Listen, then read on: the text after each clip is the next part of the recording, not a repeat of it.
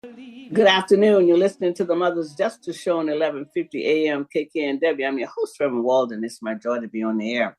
And before I bring my guest on, Mr. Eddie Wright Jr., I just want to talk a little bit about spring and how beautiful it is. The sun is out right now. It was raining, but you know what I like the most? One of the flowers that I really love are daffodils, and I call them wayward daffodils. They're everywhere, all everywhere, and they just be waving at me and I just be waving back. I just love those flowers. So anyway, that's my ode to spring is daffodils. All right, Mr. Wright, I thank you for coming on my show today. How you doing? I'm doing fine. First of all, I want to congratulate you. I saw you in the Medium special edition on Women of Achievement, and they had your nice picture in there with the outstanding article.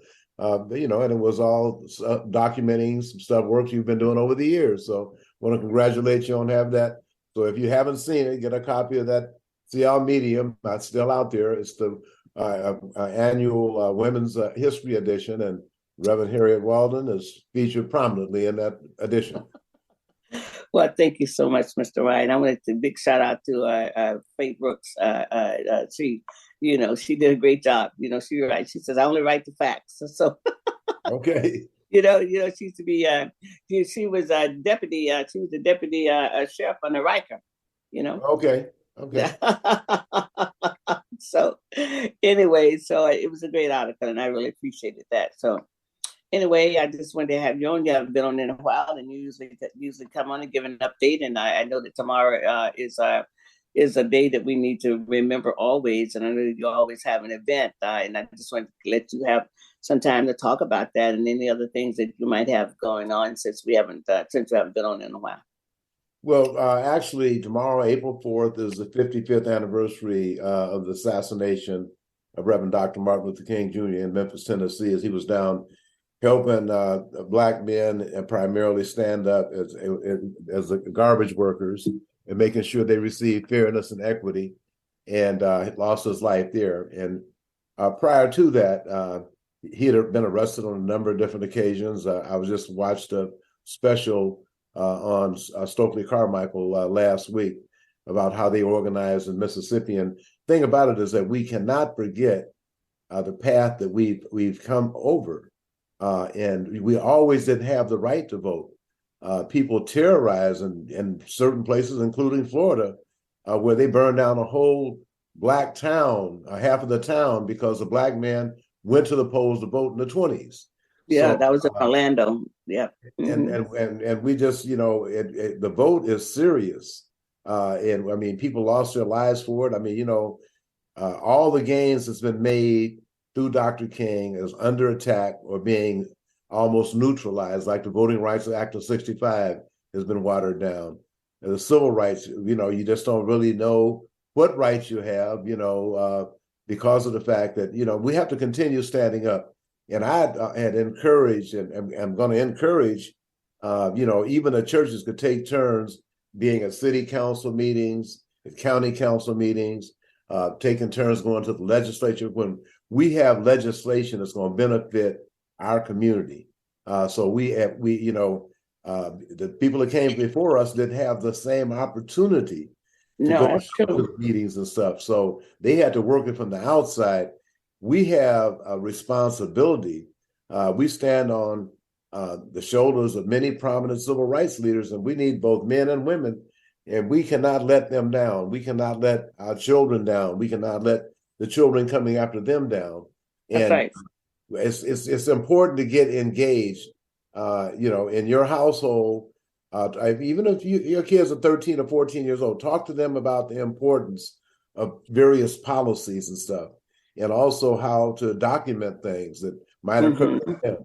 So, and I would always encourage like that NAACP AXO program. We had like the Red Tail Hawks Flying Club that emphasized STEM. That's Brother Jesse Hayes IV, heads of that program. So there's a lot of positive things happening in the community, and there needs to be more of an emphasis placed on opportunities for our younger African American folks. But and also the parents need to encourage the kids to be involved with what's out there. I mean, there's a lot of things that's out there, and sometimes you have to encourage the kids. Sometimes you have to take them Then once they get there, when they come back, they say, "Oh yeah, I'm so glad I decided to do that." No, you didn't decide to do that, buddy. Somebody had to drag you there.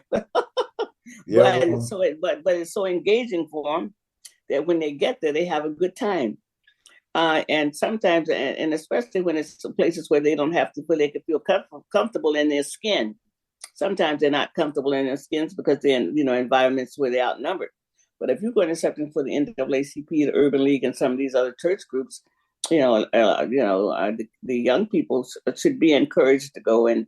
And a lot of times people are asked their kids, "Do you want to do something?" And they say no. I mean that we wasn't asked, but we wanted to do something. We were told to get ready. yeah, I tell you, I mean, so exactly that's the right. difference. If you ask them if they want to go, they go say no. But Yeah, if if you tell them put your clothes on, we're going to this event, and I'm taking you, and I'm going to go with you. So, yeah. and that's really one of the things that I think we have to continue to do. I think that we just didn't understand what it takes for Black kids to live in an integrated world. I mean, you lived some of your part in that, but I didn't live any part of my life in it. So I think it takes a lot of energy and effort, even more since the age of Trump. Yeah, well, that's a whole nother story, and I guess New York Yeah, is. but I mean, it filters down in the classroom because you never know what party the teacher's with, Yep. and so whatever's happening, what's the political climate does filter in the classroom because the teachers could be, signing up, that they could have an allegiance to someplace else other than teaching all the children. See, so that's what I mean about it, filtering down into the classroom. See? So Well, yeah. and there's have to be a lot of teaching at home in some areas because of this so-called critical race theory, which is nothing but telling the truth about Black history. And like you're from Florida, and the current governor, Ron DeSantis, his great great grandfather sailed by the Statue of Liberty in 1904. So you want to dismiss all the Black contributions before and after that? Sorry, Ron, but we had already like my daughter said, built this joint for free before you got here. Yeah, So before his grandfather came, yeah. and his And the grandfather came other to issue America. we gotta watch closely is that we're talking about all these positive vibes about reparations, but if there are no opportunities today, I mean, are we serious about reparations? We're serious about reparations. There should be a federal designation for African descendants of United States enslaved, and there should be set asides in government. Yeah, I said set asides because That's that right. means the That's right. money set asides for Excited. African That's right. descendants of That's businesses right. owned Exactly. by African That's right. descendants of United That's right. States That's right. enslaved. There That's should right. be a special loan That's right. program through That's the right. Black Business Administration. They can have That's right. the Black Business Administration to have government guaranteed loans for African descendants of the United States. That's how you kick it off. If you're serious about reparations, we have to be serious about the participation here and now. And when Washington State did 0.18% with Black businesses, and then we get another report from the state's procurement agency, and they didn't hardly do anything in 2021 or 2022. I mean, it's sad. We have small businesses, and if you're going to give all the business to the big guys because they give you a better price, then the small folks will be left out. And that happens over and over again. So if we're going to be serious about reparations, we got to be serious about participation right here and right now. As Dr. King said, we want all of our rights. We want them right here. We want them right now, not next year, not next week, but right now. And we have to have it that way because you're just a joke. And if you're not talking about having land, because all the Black folks that got terrorized got ran off their land. Oh And that yeah. you read that over and over about how Black folks winked at a woman or whatever they did in Black Wall Street and everything else. Every time they attacked Black townships or Black individuals, they took their property. So They it got took their property. more than That's just a check for reparations. It also has to be land. The land that right. and folks know we have more documents than they think. They thought we couldn't read or document things, but we did have members of Congress and government and sheriffs in parishes in Louisiana, where I'm from. So we know we could do the job, but that racism just raised an ugly head, and we lost out again. And now, unfortunately, we have some people who just got here trying to. Well, yeah, but Black that has always been the deal, and I don't think we realized that it was always a deal to bring other people here to actually be a buffer between us and what they, because the debt that they owe us and the Native American people is different from the people that's coming to America. They're coming to America to be free and to be safe and to enjoy the economic pie here. And we still left out of that. And so our strategy, we have to change our strategy because our strategy isn't working anymore. And so we really got to go back to the, because even when we get people elected, they don't do they don't do all they could for us. I mean, Biden should have passed while he had the momentum. He should have passed that police bill. I mean, George Floyd. I mean, well, so when we get them elected and they have the House and the Senate, well, they don't deliver either. See. Well, I get the question all the time. Where are the black folks? How come there are not very many black? Well, why should someone invest their money and wait for somebody else to choose them to do a job? And the blacks that are in business in the private sector are doing well, and I know a lot of the African brothers and sisters are doing well. But once again, we go back to the point about a lot of folks having access to offshore money, but African descendants of the United States enslaved don't have, even though we built the country, died in every war, we don't have access to capital. As a matter of fact, couldn't get FHA loans after World War II, after they put their lives on the line. So we've been at a disadvantage for a long time. The narrative is that this is a country built by immigrants. And if we don't wake up and understand what the narrative is, Washington State leads that narrative. Well, Washington State wants to be an immigrant state, welcoming state, and that's fine. I mean, they brought a lot of the people from Ukraine here, and they got housing. I mean, some of these people got housing, and we still got people on homeless on the streets. So, I mean, we have to look at our strategy. And maybe black leaders need to have some kind of summit, some kind of way to come together and to look at the strategy and see where it needs to be tweaked at. Because the Southern strategy is taking hold right now. That Southern strategy was to take back everything that Johnson gave us. Here's the deal right here. And until we change our strategy, we have to correct one thing. When they say it's a nation of immigrants and slaves, unwilling immigrants who were brought here in chattels, okay, who worked the land for free for 254 years as slavery and marginalized compensation and stuff. And like during World War II, they didn't even keep records on black battalions that did things like the 761st Tank Battalion that liberated concentration camps, the 183rd outfit that built the roads, and they also the Black Panthers were a group over freeing folks out of concentration camps. But the Army didn't keep records on it, and that's how late it's been. But until we change our strategy, I mean, that's something that we need to tweak. Whether it's a boycott, it's something that we need to tweak. So I know you want to spend the rest of the time talking about what's going on locally for the commemoration of the murder of Martin Luther King, and I mean his untimely death that was there in Memphis. Yeah. Tomorrow is the 55th anniversary of Dr. King's assassination in Memphis, Tennessee. And since we live in Martin Luther King Jr. County, it's incumbent upon us to have anything related to Dr. King.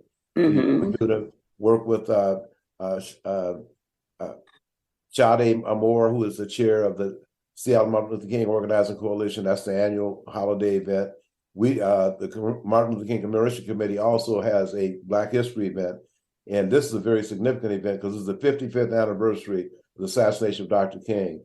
So at 5:30 at Holgate Street Church of Christ on 2600 South Holgate, at the corner of South Holgate Street and South Martin Luther King Jr. Way, at 5:30 there will be refreshments. There will be a program. And while you're waiting for the program to start, we have Josephine Howe, Chandler Williams, and Butch Harrison will be providing entertainment after people eat. And then the program, the mayor Mayor Bruce Harrell will be there to give a few words. We also will have a proclamation from Dow Constantine, the county executive. He won't be there, but Michael Padilla, camp office staff, will come there to actually read the proclamation.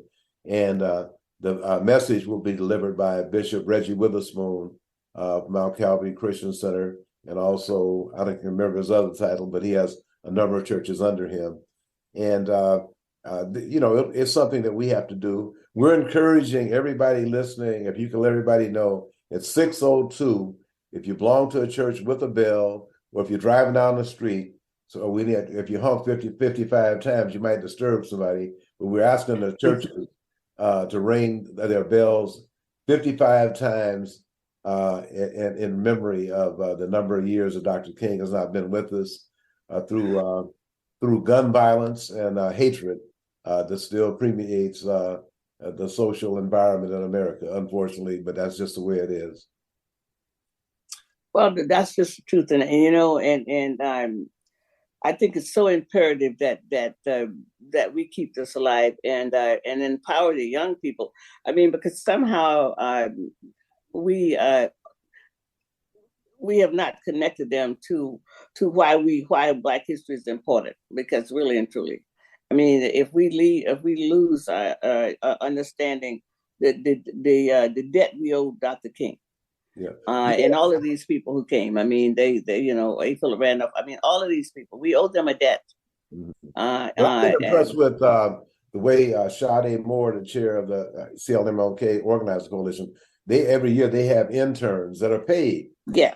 To come in and work and do organizing. That's good. They plan youth events. They also have input into who's going to be on the program, who's going to speak at the rally. And then there's also a series of workshops that they control, in addition to a social event that they have.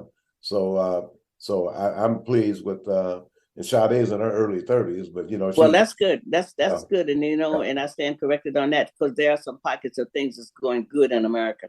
Yes. And this is one of them. I mean, and they've done a fine job with the Martin Luther King organizing event there around Martin Luther King's birthday. Fine job. I mean, and that's good. That's really good. And I hope that I've been talking up having Saturday schools, because if we could get enough energy to have some Saturday schools, even if it was just once a month, to get young people into classrooms. I mean, because they will never teach our history. I mean, because they don't want their kids to know, but it's our responsibility to teach our history. Yeah, that's to our children. Like I said, Jesse Hayes, the Red Tail Hawks Youth Flying Club, the NAACP AXO. I know at some of the churches at New Beginnings, they do have youth-oriented events where they participate in like leadership. They had like this one conference for young adults called the Shift Conference that's held like annually, and where they that's good. Developing. That's good. And so many churches kind of like lost a lot of steam during COVID, and so I'm hoping that more churches come back on, and come back and get it can grow again. I know New Beginnings is doing a great job. I mean, Chipendi was out there not too long ago, and he was telling me about it, about fantastic job they're doing out there. So again, that's tomorrow evening at what time? Tomorrow at 5:30 at Holgate Street Church of Christ. It's a block up from the Seattle Tennis Center on Martin Luther King Jr. Way South. The mayor will be there. The proclamation will be coming from Dow Constantine. Bishop Reggie will be there. Jamil Hill, the owner of Jamil's Big Easy, will be providing the refreshments at 5:30. And the program will start at 6:30. And during that 1 hour interlude, you can hear from Josephine Howe, Chapel Williams, and Butch Harrison. Yes. All right, Mr. Wright. Thank you so much for coming on and giving us an update. It's always a pleasure to have you on. And I love what did your daughter say about building what? What did she say? We built what? We built this joint for free. For free. And it's time to collect. That's right. We need to get paid. Really and truly. We need to get paid while we talk about reparations. That's right. Pay us while we talk about reparations. All right, then we'll talk to you again. So thank you for coming on. Thank you, Ramiro. Appreciate it. Thank you. Thank you so much. You listen to the Mother's Justice Show on 1150 AM KKNW. I'm your host, Reverend Walden. We'll be right back. The Mother's Justice Show is brought to you by H.G. Walden and the Virtues Healing Circles. Join us for Wisdom and Wellness with Reverend Walden, a monthly virtual and in-person healing circle that focuses on community healing and growth. Learn more at virtueshealing.com. That's virtueshealing.com. Also, be sure to join our healing group on Facebook. Again, visit us at virtueshealing.com today. Good afternoon. You're listening to the Mother's Justice Show on 1150 AM KKNW. I'm your host, Reverend Walden. It's my joy to be on the air. I just love radio. It's my favorite. I just wanted to. My next guest will be coming on in a few minutes, but a little after, about around 2:30, and I just wanted to take a minute to send my condolences to the community for the untimely death and actually, like murder of Elijah Lewis. He was a community organizer. He was working for Africa Town. He was just doing a lot. He was 23 years old, going to take his nephew for a celebration. I mean, they were going to the Monster Festival that was here, and he got shot up on Capitol Hill by it looks like a Caucasian guy, and it might look like it was random. And he was just tending to his own business, looked like. So anyway, I mean, I know a lot of people have moved into Seattle with a lot of different attitudes, but Seattle's been a town where people could go, always try to get along. I've been here since 1975. So, I would say to the people who are moving to Seattle, they want to bring some of the same, and some people here might have always had these attitudes against us, but we have a right to be here. And I want to send again my condolences to the family and to the community. Elijah was a fantastic young man. I knew him. I mean, he was very kind. He was one of the kindest individuals that I knew. Always kind, always respectful, always asking if I needed anything, if I was someplace. He worked in and out the Liberty Bank building, apartment buildings, and did a lot of organizing. He was only 23 years old, and the impact that this young man has made on the community is just tremendous. And it's been several visuals for him, and it's going to be another one today over at the Liberty Bank apartment buildings building from 4 to 8 p.m. And we just holding space for Elijah, because again, he was an excellent young man, I mean, people all the way from the Tacoma is talking about his organizing and what he was doing and how he was helping people. And Converge Media had so many videos of him being interviewed, and he was talking about his passion for young people. I mean, here he is. He was young himself. I talk about his passion for young people and organizing with the youth, and because people are really realizing, just like Mr. Rye was talking about the young people in my first segment with him on there, the youth are important. I mean, because they are without young people, you don't have a future. And what's sad about America is that we have been living under a culture of death, and that culture of death is that it is what's killing us. America is a violent country. And it's been violent for a long, long time, and it's just time to reevaluate how important life is. Every moment is a gift. I truly believe if we really understood that one moment you could be alive and the next moment you can be gone, every moment is a gift. How would we change our life if we understood that principle very much? I mean, a lot of folks left home this morning and won't get back home. I mean, it's going to be a car accident or something happens. Every person who left their home today in America will not get home tonight. Some obituaries will be written for some people tomorrow. And that's how life is. But if killing and war and murder and harming people could have gotten us to a place of peace in the last 2,000 years, we would be in nirvana. I often wonder what is the total number of people have been killed in all of these centuries. And so a culture of death is what our young people have been living under since 1990, actually, all over America. And kids are not safe at school. I mean, I don't know what it's like to go to school and have to worry about safety. But it's a real deal for people going to school and worrying about safety. So again, my condolences to the family and all of his friends and the people who knew him and worked with him and loved him so. But one of the things I know for sure, love is the only thing that lasts. Everything else is on sinking sand. Hatred does not last. Meanness does not last. But what does last, and it lasts forever and ever, is love.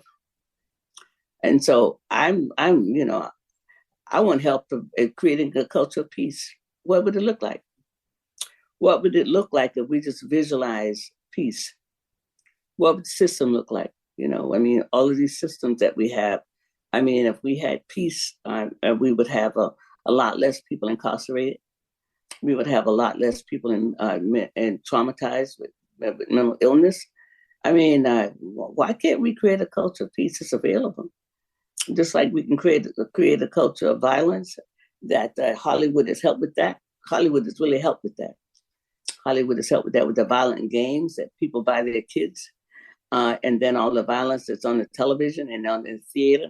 What would it look like to have a country where people really was trying to create a culture of peace? But again, I want to leave you that. Let's create a culture of peace, and see what we can do as we go forward. I just wanted to just to leave you with that piece, and I'm on the peace road, and I hope you join me on the peace road. Thank you. You listen to the Mother's Justice Show on 1150 AM KKNW, and I'll be right back. Thank you. The Mother's Justice Show is brought to you by H.G. Walden and the Virtues Healing Circles. Join us for Wisdom and Wellness with Reverend Walden, a monthly virtual and in-person healing circle that focuses on community healing and growth. Learn more at virtueshealing.com. That's virtueshealing.com. Also, be sure to join our healing group on Facebook. Again, visit us at virtueshealing.com today. Hi, this is Dr. K. Mahina Intron, inviting you to tune in on Mondays on 1150 KKNW at 5 p.m. to Dr. K's Attuning to Your Abundance, where we honor everyday abundance through positive messages, poetry, music, affirmations, and writing exercises. For more information, contact Dr. K Workshops at gmail.com or Facebook, Dr. K's Abundance. Hi, this is Eric Ryder, Operations Manager for 1150 AM KKNW. We value your opinion and invite you to 1150kknw.com to fill out the 2023 KKNW Listener Survey. Your responses help us to shape KKNW to your listening needs. As an added incentive, when you fill out the survey, you'll have a chance to win an awesome prize. Complete contest details and your opportunity to help us shape this station can be found at 1150kknw.com. Every person with a disability deserves equity in education, employment, and their community. Sherwood Community Services takes pride in serving all people with disabilities and their families since 1957, including in rural areas and non-native English-speaking communities. Sherwood provides service in Snohomish, Skagit, and Island counties. Sherwood is open for referrals for telehealth and virtual support for children and adults with disabilities. To find out more, visit sherwoodcs.org. Sherwood, believing in abilities. Good afternoon.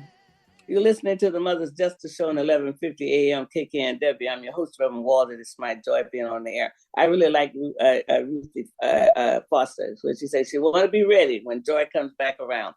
We want to be ready as a race of people when joy comes back around, really and truly, because our sojourn in North America has been tough. I tell you, it's been tough. So I want to be ready when joy comes back around. I want to bring my guest on, Miss Felicia Cross. She's a long-time resident of Seattle, lifelong, not long time. I'm a long time. She's a lifelong resident of Seattle, and doing a lot of organizing, and she's just passionate for organizing in our community. And her family hails from Louisiana. So, hi, Miss Cross. How you doing? Yes. Okay. Yeah, we can hear you. We can hear you. Yes, well, thank you for coming on. Let me just stop and say thank you for all your constant, unwavering support. Yeah, I'm a lifetime member, but you are a member. And I just want to thank you. I want to thank you for all, because, some of us lifetime members don't step up to the plate like we should. But your family's done. Your family, your mother, and your family, and so In fact, I was talking to someone today, and she says, "Well, I don't think I know her." I said, "Well, you know her mother." And she said, "Oh yes." I said, "Well, then her mother's done." So that's she's following in the footsteps of her family, being of service in the community. But you have you've had a lot of good stuff, things that has been happening to you. I mean, you're working, passionately. You're working for the Community Police Commission. You were working for SPD for a while, uh, and um, and you're doing a lot of organizing, and also you have a favorite national organization that you just really really love to talk about. It's like I had never heard of it before, and I've been doing this. But so you were on to just talk a little bit about that national organization. You're going to be going to a conference soon, and with all those Black people. So oh my goodness. So what is that organization? It's N.O.B.L.E, Mm-hmm. National Organization of Black Law Enforcement Executives. Oh wow. And let me just say, it has changed the whole trajectory of my path in my life. Wonderful. When so what made that happen? How did that happen? Well, what was so excited about that that it changed? It changed your whole way of wanting to actually look at this work and stuff. I mean, what's about Noble that's so different than any other a national organization you've ever been involved with? So I'm gonna tell you the truth. So when Chief Kathleen O'Toole was here, and I was just a volunteer person, I was the chair of the African American Advisory Council. Chief O'Toole sent me to Washington, D.C. and to the N.O.B.L.E conference. At that time, the associate, one of the assistant chiefs, Perry Tarrant, was the incoming president. And I didn't know him. He did not know me. But he took me under his wing, and he introduced me to so many people, prominent people. First woman of the Secret Service, for the Washington, D.C., just phenomenal people. And so when I came in introduced to all these phenomenal women and people in N.O.B.L.E. And so that's how it all started. And that was in 2017. Then they had the CEO, the chief executive chiefs conference here in Seattle while Perry here. And so I did all the organizing for that conference. And to this very day, they talk about, because I had my mom, I had my aunt, I had my kids, I had community members from all the background, like the registration. And to this very day, they still talk about, we never had a conference, a CEO conference, that community was involved in. And so it's been a model. It's been a model for and so next week I leave for Detroit for the CEO conference. And I tell you, I laid the ground for a whole different course. Wow. They said, well, we never had a band. I wanted one of our local bands. They said, well, we never had that. I said, okay, if I can get the police guild to pay for it, can I get the band? And so now every CEO conference we go to, there's a local band playing. Wow. Well, you sure was a trendsetter in that, organizing. And I think you've been recognized as a real community engagement specialist around the country. And your goal, your ways of being able to bring people together. And I think you did the same thing when you were at SPD with the Citizen Academy. I think you had, how many people did you have to go through the Citizen Academy? Oh my goodness! Even our executive, our interim executive director right now, she went through my class. She went through my Citizen Academy class. Did you set that class up? Did you design that curriculum? I did. I did. Okay. I So totally did. I changed it because the person who did that job before me had done it for more than 30 years. I took the class in 2008. None of the curriculum had changed. When I took on the position after she retired, I completely changed it so that it would be more appeasing and more, conducive to people in our community to want to sign wow. up for it. And I I think changed a lot of the curriculum, and wow. so when I did that, there was a lot more of us community members that took that class, and Wow. and I'm gonna just say out loud, Deontay Dampier, he's one, Queenie Bradford. They took that class and they have failed. They have failed in our community doing the work based Yes. on Mm-hmm. just based Wow. on Mm-hmm. that knowledge. Wow. And so our executive director today, our interim executive director, she took the class as well under my changing of the leadership. Mm-hmm. And she is a victim support advocate Right. in her volunteer time. Wow. And, so, yeah, I've done some things on the backside. Wow. Well, that's wonderful. I mean, because you created the curriculum then that, and it's something been going for 30 years. I know for a fact that some things need to be changed because we're changing some things. It's like, okay. I mean, it's like, that's a generation. So by the time something's going a generation, you got to tweak it a little bit. And I'm sure it was the way it was going before. They weren't really recruiting a lot of African Americans to go through it. And that's where the community engagement has to be, because that's where the worst relationship is. Right. In the African American community. But also, I think you've been recognized internationally for some of your work around organizing. Is that right? Yes, ma'am. Thank you for that opportunity. I have been given the opportunity to go be the keynote speaker in Dubai, which was huge. 15 hours on the airplane. Yeah. 15 hours on the airplane. Oh, my goodness. But they called, and I asked them, I said, well, why did you choose me? They said, we did our research, and everything came back to you. So wow. I was a keynote speaker for the Dubai Police Department, community policing, expert, subject matter expert. I am just got qualified for a subject matter expert practitioner for N.O.B.L.E, which is the National Organization of Community for law Police. Enforcement. Yeah. Just doing phenomenal things. People are coming to me from every direction. As you know, because you were there at the table with our assistant attorney general that came for the consent decree. I was asked to be at that table by name.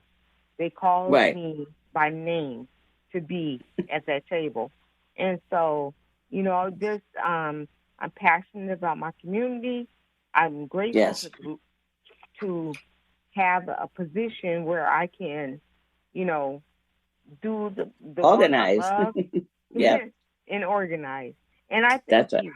I thank you for always supporting me and being in my background, being, where I don't even, exploit myself. You're always there for me to uplift me, and I thank you.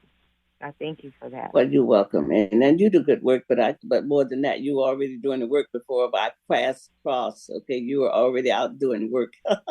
So our paths crossed recently in the last few years, but you already, doing the work and that stuff. And I mean, because when you have a passion for service, you're going to serve anyway. Wherever you are, Dr. King says that anybody can be great because anybody can serve. And that's what service is. I mean, it brings out the best in people. Well, I just wanted you to do this really because I know that you just love N.O.B.L E, and I know that you're going, and it's going to be, I don't know if it's a 3 or 4 days conference, and you're going to Detroit now. I mean, it's in Detroit, right? And at least the snow is melting, so it's not going to be cold. So let me just say, I talked to the president from our N.O.B.L E conference yesterday, and she called me. And I told her, I said, whatever you need me to do, just let me know. But the thing people need to understand about N.O.B.L is a national organization of Black law enforcement executives. But like this whole Memphis thing, the chief in Memphis, she's a past president of N.O.B.L. N.O.B.L really is out here uplifting our community.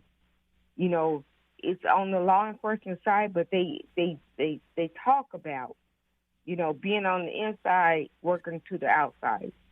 And it may seem like sometimes, okay, well, like what happened in Memphis was an anomaly.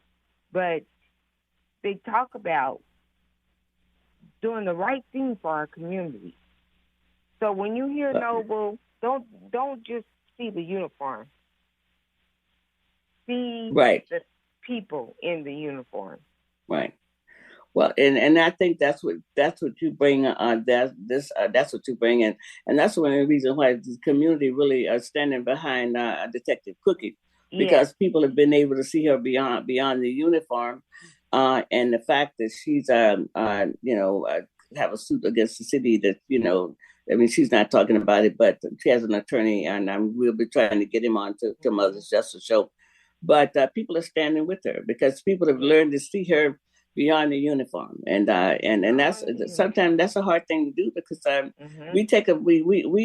we're not treated right in the community around police officers, and we always thought that Black officers would be better. And in some cases they are, and of course Memphis is out there. We don't know how many other departments might have some stuff like that we don't know about this going on. But I know that your enthusiasm is so great around around the work that you do, and I just wanted you to make sure that you could come on and share a little bit, about the conference.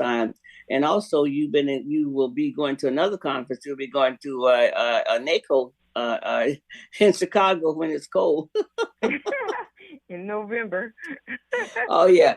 Yeah, cold. I mean, I guess the people in Chicago say you all need to come here sometime. So, and it just fell for... I'm honored for that conference because they came to me to be... Well, I mean, that's what happens when when your name is out there, I mean, that's, once your name is out there, then, people do call you up, and that's how that rolls. So that's wonderful that you've been doing this work and you're getting some recognition for it. And I know that this is a hard system to change.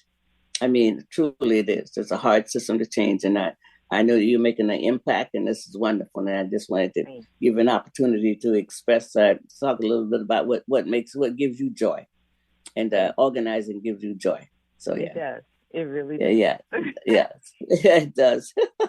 Yeah, and I think people have to do what sometimes gives them joy, because joy makes you live longer. So anyway, I appreciate you coming on. And that little technical difficulty did keep us from talking and having a conversation. So I want to thank you so much, Ms. Cross, for coming on Mother's Justice Show. And we'll have you on again. Okay. Thank you so much. All right, I appreciate all your support. Thank you. You've been listening to the Mother's Justice Show on 1150 AM KKMW. I'm your host, Reverend Walden. I'll be back next week with a very interesting show. Take care.